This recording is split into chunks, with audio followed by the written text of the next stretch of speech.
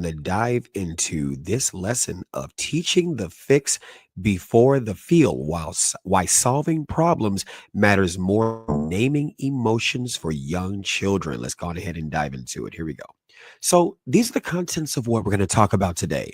The bold statement, challenging conventional wisdom about emotional literacy in young children and early development.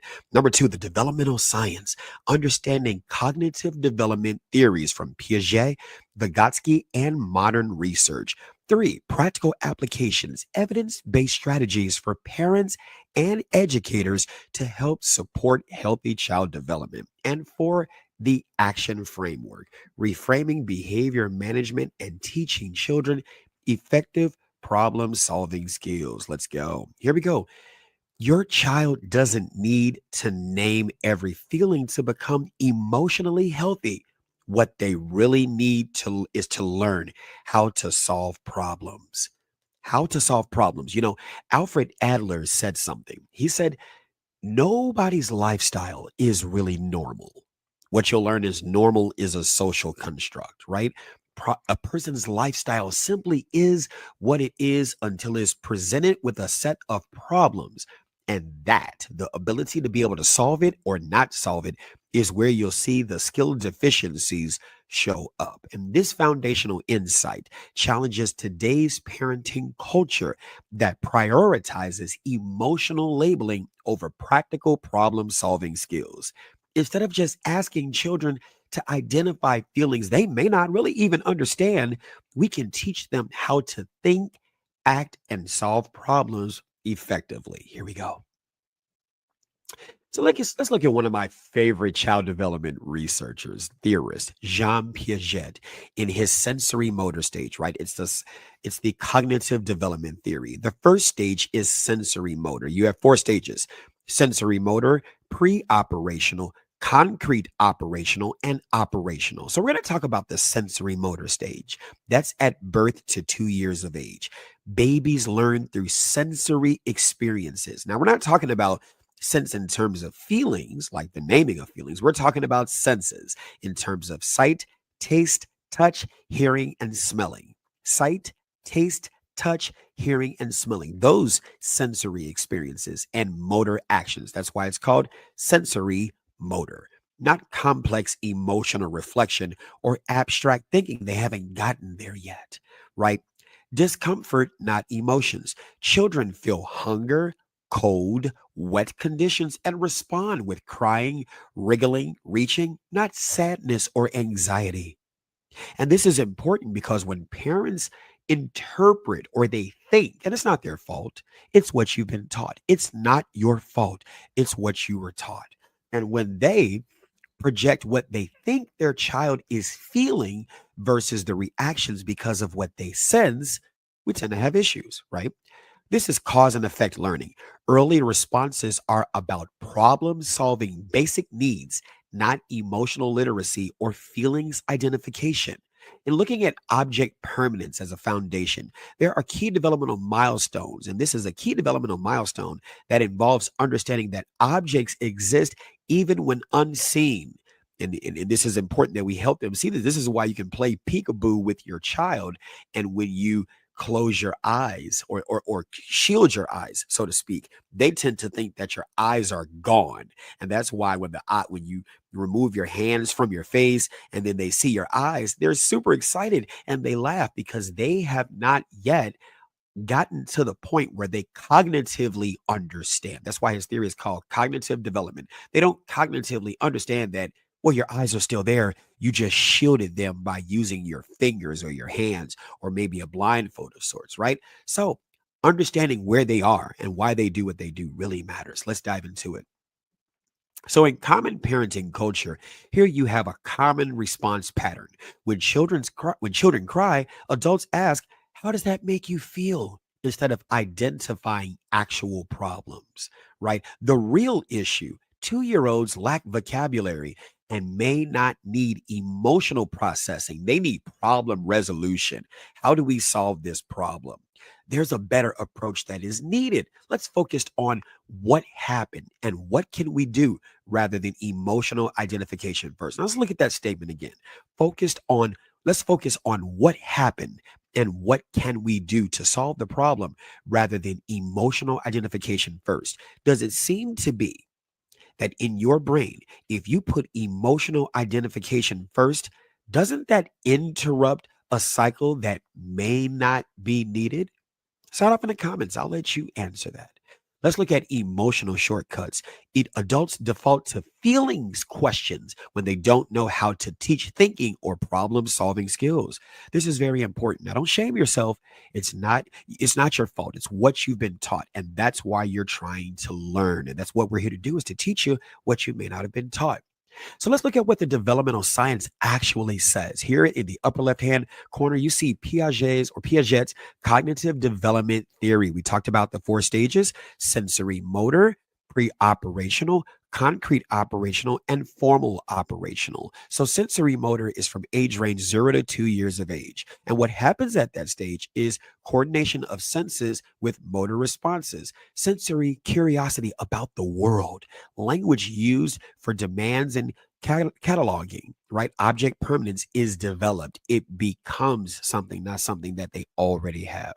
In the pre operational phase, from age range 2 years to 7 years, they have very symbolic thinking, the use of proper syntax and grammar to express concepts. Now, this is, of course, provided that you read to your child, you speak to your child. The Harvard Center for the Developing Child, the serve and return, the language. Language is very, very important, even in utero. You reading to your baby, talking to your baby, narrating things around your baby, narrating your day. The brain hears those things. It is very open to those things. It's at its height of its neuroplasticity. Neuroplasticity. Here we go. Imagination and intuition are strong, but complex and abstract thoughts are still difficult. Conservation is developed. Let's look at concrete operational from ages 7 to 11 years of age, concepts attached to concrete solutions. Now they get to, this is either this or this is either that. You're either my friend or you're my enemy. This is black or white. It's binary thinking.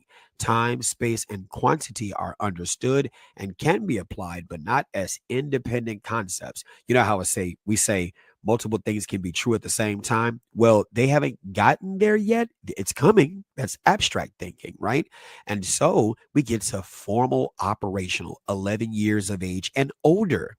Okay. Theoretical, hypothetical, and counterfactual thinking, abstract logic and reasoning. It's crazy work to expect a child to use abstract logic and reasoning earlier than that. Now, there are some times that, depending upon the development of that child, how much they've been exposed to things, the learning pedagogy or methodology of their caretakers and the other educators around you, yes, getting ages faster is something that can happen. It can happen, right? But it depends on the environment. And we're going to dive into Yuri Bronfenbrenner's ecological systems theory. That is very, very important. Microsystem, mesosystem, exosystem, mesosystem, and then chronosystem. It's important for you to understand these things, okay? So children learn by doing and by problem solving. Their early years focus on concrete experiences. It helps them when they get to that concrete operational stage in the cognitive development theory. The more you help them experience things, and if you don't know how to do it, it's important for you to put them around people who do, right? Emotional reflection comes later in development, right? So don't front load it on the front end. That comes later. We talk about emotional intelligence, and that's important, but what skills do they have or did they get in their early years before emotion became necessary in this problem solving thing that's in front of us?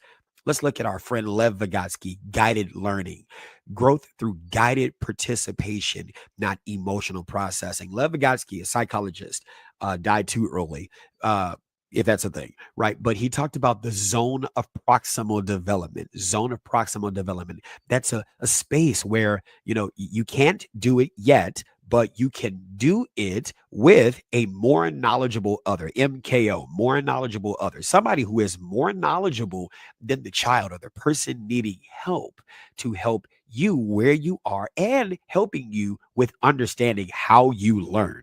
That's very important because there are different learning styles for different things, right? There's the parents' learning style and how they teach and how they learn versus the child's learning style, how they teach and how they learn. That's important. So let's look at social interaction. It drives cognitive advancement. And this is Albert Bandura's social learning theory. People learn by seeing. Children learn by seeing. They are great repeaters of what is in front of them in terms of mirroring, right? Let's look at modern research insights on the right hand side. Emotions are learned concepts, not universal.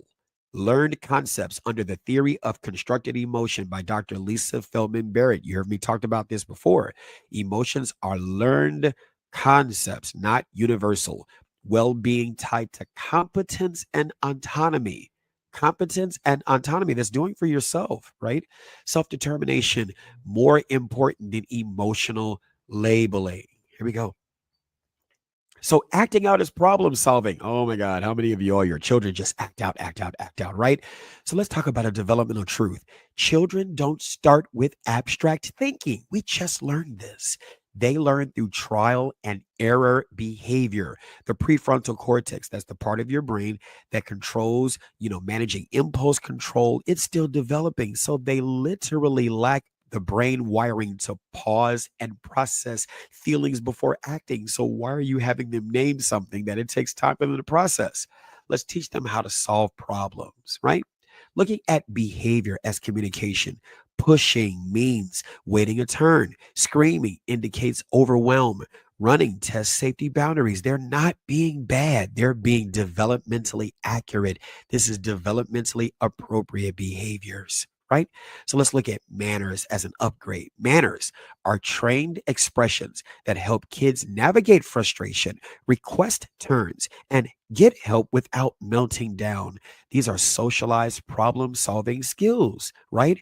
And we're going to have a conversation about respect versus manners because you get parents and people who push respect. You have to respect. You have to respect. The dictionary says different.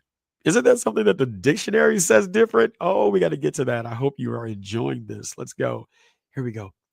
Let's look at the problems with current approaches. 100% emotional focus, but 0% problem solving. That means you're processing feelings 24/7, and then you have minimal practical tools to actually be able to solve the problem. So, what's the current sequence? Name your feeling. Oh, talk about your feeling. Stay in the feeling, possibly solve the problem. What does that do? It creates a dependency on emotional processing. It delays actual problem solving resolution. It teaches fluency in complaints, not solutions. Here's a better sequence, though.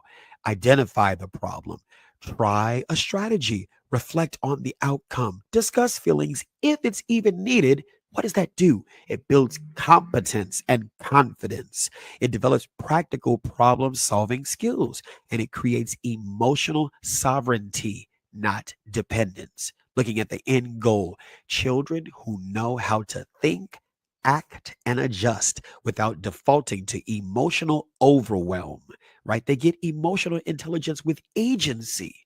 Oh, that is so important. We have got to talk about agency versus empathy. Okay. The ability to be able to do so that the empathy is transformational, not performative empathy. You're making a person see the shoes and feel the shoes of another person when they can barely fit their own. They can barely walk, but they're supposed to understand your journey. How does that happen? Right? Let's look at the ability to persist past discomfort. We're not saying you're not going to be discomfort, or have a situation where you feel discomfort, right? If you're turning to religion, you hear it all the time. No weapon formed against me shall prosper. Yeah, okay, that's a thing, but that doesn't mean the weapons aren't going to be formed. That doesn't mean they aren't going to be used against you, but how do they prosper? Right? The power to choose emotional responses. You have the power to choose whether you want to be sad, whether you want to be happy. Whether you're happy and even want to show it. If you're happy and you know it, clap your hands. Why do I have to clap my hands if I'm happy? Why can't I just sit still and be happy? Why do I have to smile and be happy? Why can't I just have a stoic face and I'm still happy on the inside, right?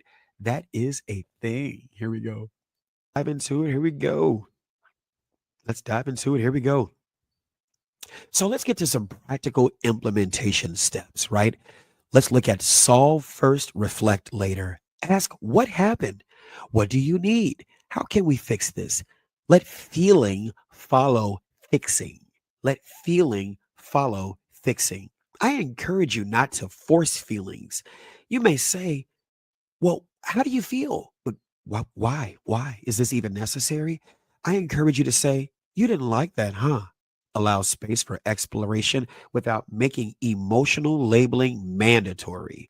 Let's teach tools, not trauma. Let's teach tools. How do we solve this problem, not trauma? Every emotional moment doesn't need analysis. Sometimes it needs a towel, a snack, and a reset. Isn't that something? Here we go. Let's train better behavior, not just processing feelings. So, the truth about behavior is that children don't act out because they're emotionally broken. They act out because they're undertrained in effective problem solving skills and strategies. They're learning about their social world, and so they need to be scaffolded. Those experiences need to be scaffolded. They are little constructivist future adults. Let's teach practical skills, how to share, how to ask for help, how to repair mistakes. Mistakes simply means, by definition, an action or a judgment that is simply misguided or wrong, right? And that just simply means that they just don't know. So let's try different strategies and persist past discomfort effectively. Let's model better communication, show children how to use words. I urge you. Oh my God. I urge you to fall in love with the dictionary and even dictionaries, because you'll get several definitions depending upon which one you use, right? So let's understand dictionary and even context, right? Let's learn how to request taking turns. I do not expect children to know how to share. Oh my God, that gets pushed on children so much. You have to share. Why does a child have to share? Because they're put in an environment that is resource deficient. If you didn't consider, and again, let's breathe. It's not your fault. It's what you were taught. Let's breathe, exhale. It's not your fault. It's what you were taught. But if you were not taught to take into consideration that children are not born to share, yet they are very egocentric, they are about the self, then you might have just gotten one toy with two children, not understanding if they're at the same stage of development, they are going to fight, and the environment could invite fights. I'll say that again. The environment could invite fights. Let's not beat the children up for what they are going to naturally do if the environment encouraged them to struggle over one toy, right? Let's learn to and teach them how to navigate social interactions appropriately and express needs. Express needs. Come on. Let's go. Let's go to practice and refine. Let children rehearse better responses through guided practice, not punishment, for developmental trial and error. They are going to error. Here we go. Let's look at research based strategies for parents. Ask solution focused questions. What happened, instead of how do you feel? What do you need right now for immediate solutions? How can we fix this together for collaborative problem solving? Let's offer vocabulary as options. Some kids feel frustrated when that happens. Do you? Teach emotion as a choice, not a requirement. Let children decide their own emotional responses, right? Here we go.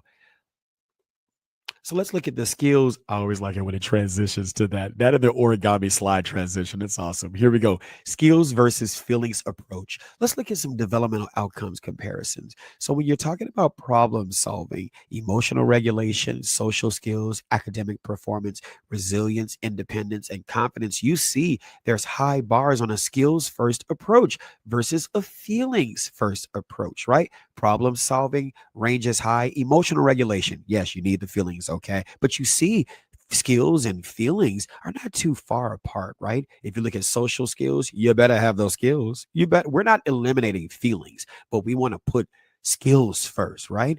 Academic performance, you better have those skills, right? You can feel what you feel, but you got to solve for X, right? You have to know I before E except after C when sounding like A as a neighbor and way. You got to know those rules, right?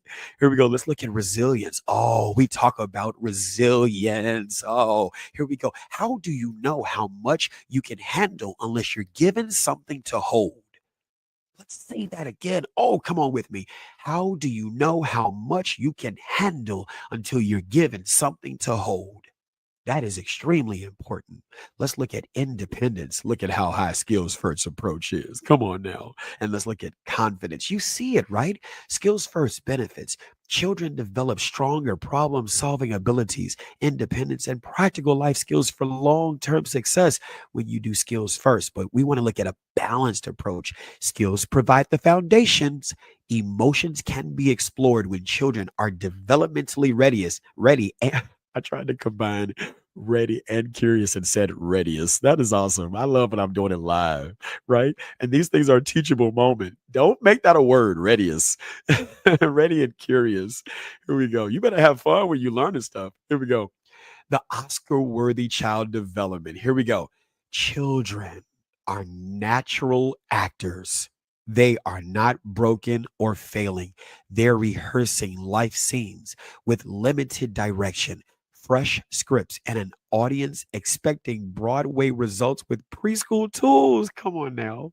The parents, as directors, provide better stage direction and encouragement instead of shame.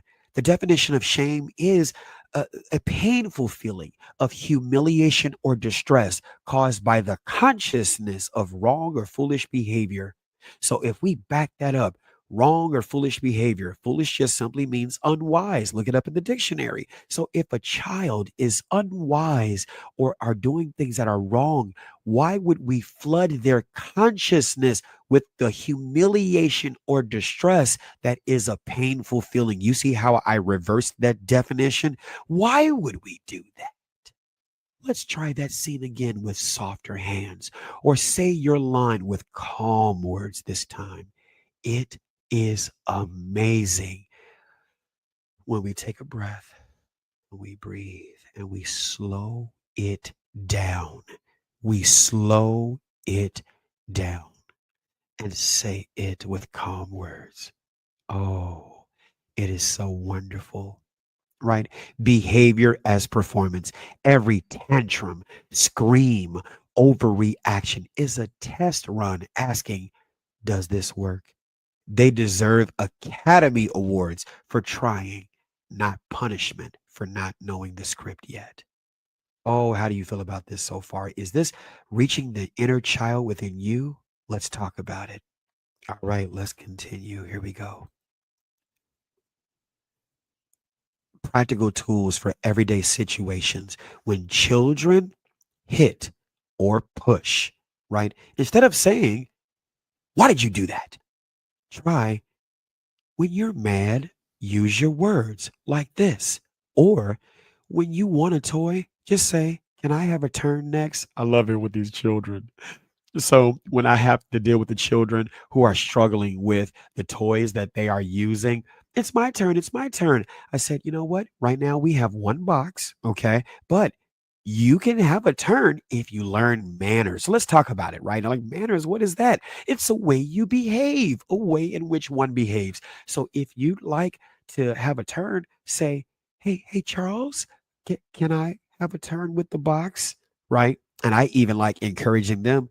You can say, no, Charles, I'll find something else to do. Oh, let's add that extra thing in there, right? Giving the child the first right of refusal. Now, sometimes they may say no. Sometimes they may invite you in, but it's a practice. Let's focus on teaching the replacement behavior they need to learn. During emotional outbursts, let's model manners as movement. Let's practice walking away instead of throwing, or let's use our calm voice even when we are upset. Let's show them what to do with our bodies and voices instead of just talking about feelings. We can walk away if we want to, and we have that right. Here we go. So let's look at a research foundation summary, right? Current developmental science supports problem solving approaches over emotional labeling for young children with measurable outcomes across key developmental areas. Let's look at the resource. We have my friend Jean Piaget's cognitive development theory. The key finding is that children learn through action, not reflection, right? Application, hands on problem solving. Dr. Maria Montessori is wonderful for this. What the hand does, the mind remembers. What the hand does, the mind remembers. The age group, birth through 7 years. This is the seeds. I'm going to talk about my seeds, values, and plant and practice theory of parenting. I can't wait. That's going to be so awesome. Yes, here we go. Let's look at Lev Vygotsky's social learning, right? Social learning. His zone of proximal development theory, growth through guided participation with a more knowledgeable other. And I encourage you to ask yourself, are you that more knowledgeable other? Are you that more knowledgeable other? And it's okay to be honest with yourself because maybe you just don't know, and that's okay. Maybe you just don't know, and that's okay. One of the worst things that you could do is to lie to yourself and say you know, because then the child expects you to know. And then when you try and you fail, you may have been taught to beat up on yourself. What a way to encourage that is to try something you may not know how to do. And it's okay to learn how. But starting from this stage is that knowing that you don't know or may not have the answers, right? Let's look at the application, adult modeling of solutions. The age group, all ages. Do you see that? All ages. Oh, learning never stops, and you can do it. Let's look at the next research source, Barrett's emotion theory. Dr. Lisa Feldman Barrett, one of my favorite. They're all my favorite, right? So if I say one of my favorite, just know I got more than one, right? But Dr. Lisa Feldman Barrett, her theory of emotions, her theory of emotions, right? We learn these things. Emotions are learned concepts, okay? Emotions are learned concepts. So if they're learned concepts, ask yourself first. Let's start with the self first. Let's address the inner child within you, adult, parent, my student, parent, principal. And I'm going to tell you why I call you a student, parent, principal, because you're a student, you're a lifelong learner, you're a parent, because that's what you are, or maybe a future parent if you want to have children, but you're a principal, right? You're a principal. The principal assumes that role, knows what they don't know, and get other people like or better qualified than that principal to teach the children what they need to learn, right? Here we go. I encourage you not to teach labels unnecessarily, right? Unnecessarily. When a person within seconds or minutes of meeting you, when they are quick to throw out labels, that's how you know they've been front loaded with emotions and labels, and they may not have the skills to be able to find out who this person actually is. Okay. The age group for that, early childhood, early childhood. Let's go to the next one. Self determination theory, well being from competence and autonomy. Autonomy, doing for self, knowing how to do for self. Let's focus on skill buildings and application and the age group, all developmental stages. And let's look at modern neuroscience. Prefrontal cortex is still developing.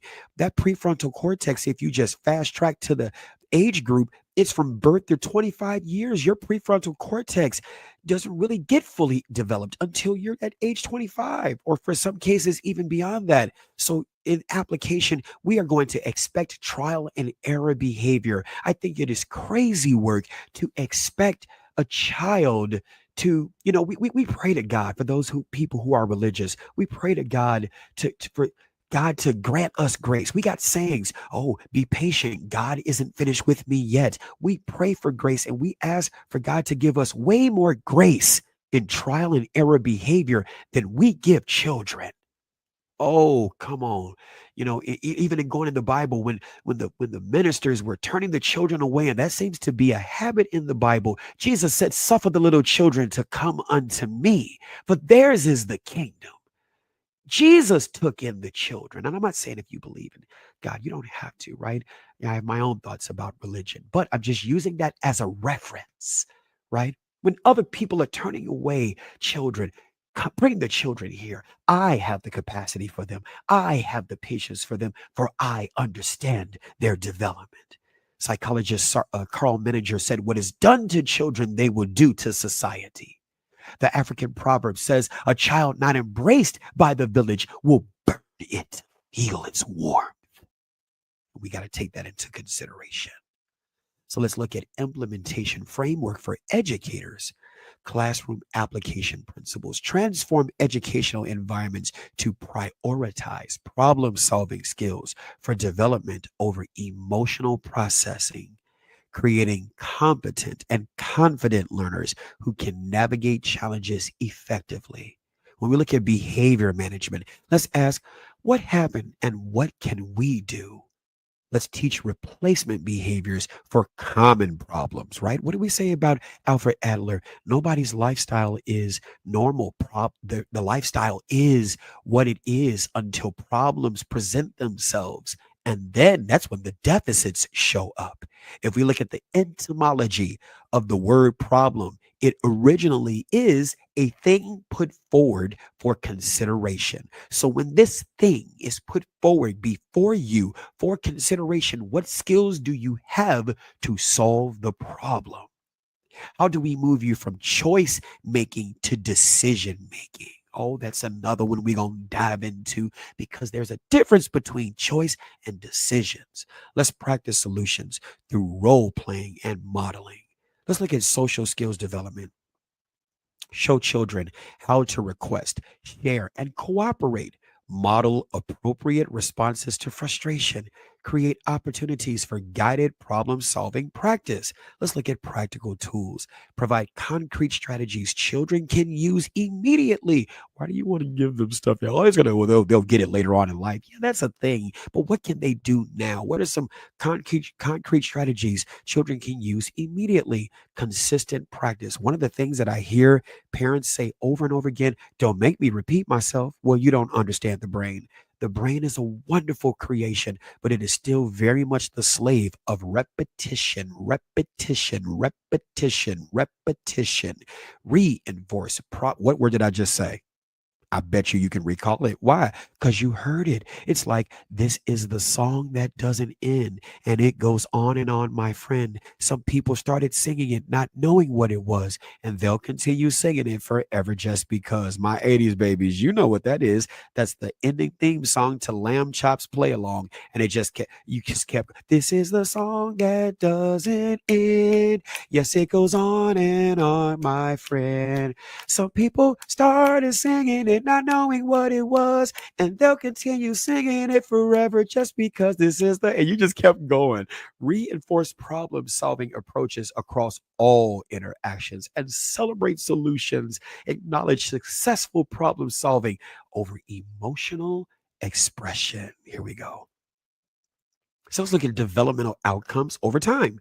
The long term developmental benefits are when children are raised with a problem solving first approach. They demonstrate significantly better outcomes in multiple life areas. Research shows that these children develop stronger resilience, independence, and emotional regulation capabilities that persist into adulthood. You see an 85% growth or 85% area where they are in terms of better problem solving skills. Look at the developmental trajectory comparison at age 3. It's about around 60, 62, 63. But then to age 5, you're getting into your 70s. Around age 8, you get into around age 7, you get into about 81, 83. And then you see how it tends to grow all the way up to age 18. Let's start with problem solving first. Problem solving first. Here we go. Key takeaway for parents, and we're getting ready to end, right? Partnership in problem solving. Work with your child as a team. I love this for you to identify problems and develop solutions. If you don't know how, reach out to me. Mike at instructormike.com. Mike at instructormike.com, right? So when you work as a team to identify problems and develop solutions, this builds competence, confidence, and strengthens your relationship while teaching practical life skills. Trust the developmental process. Remember that children are learning through trial and error. Their acting out is often just unskilled problem solving that improves with patient guidance and better tools, not emotional processing. Yeah, that part. Mommy, every time I had a problem, you solved it with me. You didn't tell me how to feel, you showed me how to fix it. That gave me power. And this is the future voice of your child. And this is what we're building, not just emotionally aware children, but emotionally sovereign children. Think, act, and adjust without defaulting to emotional overwhelm. Children who have agency over their responses and confidence in their abilities. Thank you for learning. Together, we can raise children who solve problems, not just name feelings. For more information, go to my website, www.instructormike.com. www.instructormike.com. I hope to see you on the next episode. Take care. And remember, say to yourself, let's end with our affirmations. It's not my fault. It's what I was taught. It's not my fault. It's what I was taught. It's not my fault. It's what I was taught. It's not my fault. It's what I was taught. Lastly, it's not my fault. It's what I was taught. Continue to say that until it clicks in your brain to where it reopens and puts fire into the curiosity that you need to want to learn more. I'll see you.